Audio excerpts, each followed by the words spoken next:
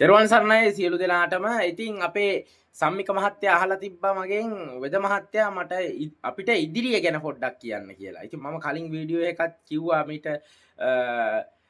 7 වෙනි මාස 9 වෙනි මාසේ 7 වෙනිදා කිව්වා අනාවැකියක් අපි YouTube නාලිකාවක. ඉතින් අපි මගේ TikTok ජාලයේත් මං කියලා තිබ්බා. ඉතින් මම ඉදිරිය ගැන කියන්නම්. එතුමා අහලා තිබ්බා ඉදිරියට මේ දැන් මේ එන රටේ තියෙන ප්‍රශ්නත් එක්ක මොන වගේ දෙයක් වෙයිද කියලා.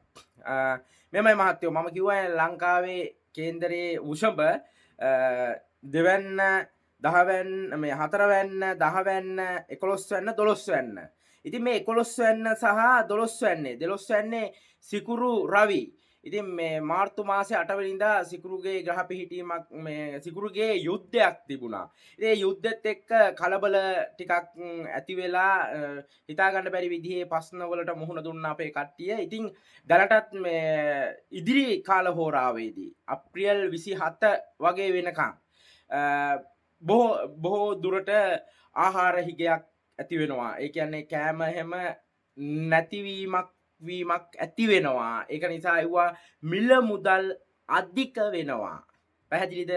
ඒ වගේම ඔය තෙල් පෝලිම් වල තමන්ගේ ගිහිල්ලා තම ආරක්ෂා වෙන්න ඕන. තෙල් පෝලිම් වල ගිනි ගැනීම් ඇති වෙන්න පුළුවන්. ඒ වගේම රණ්ඩු සරුවල් ඇති වෙන්න පුළුවන්. භයානක විදිහට රණ්ඩු සරුවල් ඇති වෙන්න පුළුවන්.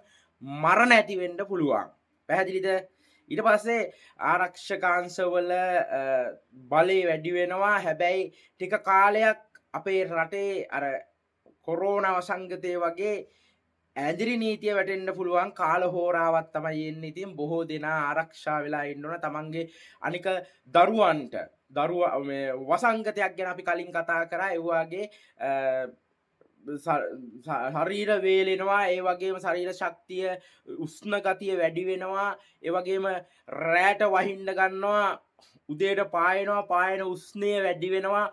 වැස්සෙන් අනතුරු ඇති වෙන්න පුළුවන්. ඒක නිසා පරිස්සම් විය යුතුයි සියලුම දෙනා.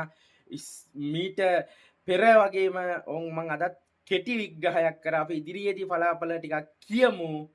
කෙටියෙන් ටිකක් කිව්වා.